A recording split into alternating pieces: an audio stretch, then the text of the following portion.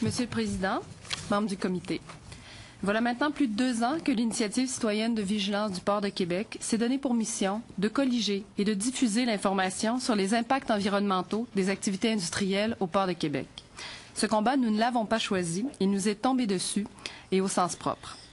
Ce que nous avons choisi, par contre, c'est de se mobiliser en tant que simples citoyens afin que notre droit le plus fondamental soit respecté, celui d'élever nos familles sans que notre santé ou notre qualité de vie soit au quotidien mise à mal parce qu'un seul de nos voisins n'est pas capable de conduire ses activités de manière responsable.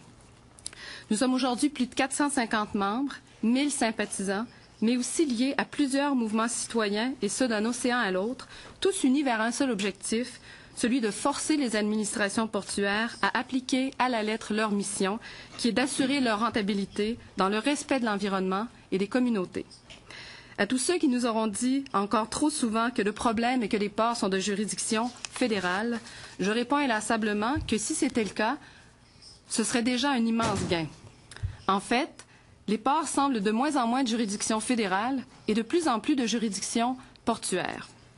En créant des agences fédérales autonomes pour administrer les terrains et les activités portuaires, la volonté du Parlement était sûrement de favoriser une meilleure gestion. Et il est évident que les puissants lobbies de l'industrie maritime et de ses industries connexes, minières et pétrolières, ont maintes fois fait valoir que moins de contraintes et plus de pouvoir étaient essentiels au développement d'une industrie maritime qui, ultimement, bénéficiait à tous. Si nous ne nions pas que les ports génèrent des retombées économiques, plusieurs études viennent nuancer ces retombées, principalement dans les activités liées à la manutention et à l'entreposage de vracs. Il est aussi troublant de constater qu'on ne comptabilise jamais les coûts assumés par la communauté afin de déterminer le bénéfice réel. Ce cadre juridique particulier a contribué, dans ma communauté, à une dérape environnementale majeure et malheureusement toujours d'actualité.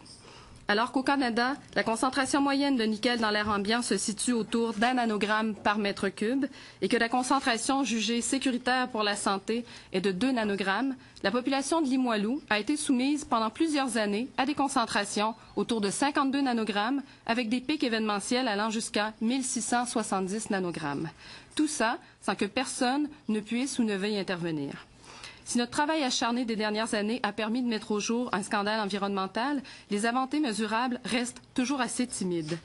Mentionnons qu'au moment où je vous parle, des particules fugitives quittent toujours contenant un amalgame de produits toxiques. Elles quittent les installations portuaires et viennent contaminer l'environnement, impacter la santé et réduire considérablement la qualité de vie de milliers de gens. Les concentrations de nickel dans l'air ambiant de mon quartier sont toujours bien au-dessus du seuil sécuritaire. L'administration portuaire de Québec refuse toujours de reconnaître et d'assumer ses responsabilités, alors qu'un imposant projet d'agrandissement au terminal de Beauport est sur le point de se réaliser, projet pour lequel, bien qu'elle en soit le promoteur, l'administration portuaire de Québec sera chargée de définir les critères des études environnementales, de conduire le processus d'évaluation et, ultimement, de délivrer les permis nécessaires. Et malgré tout,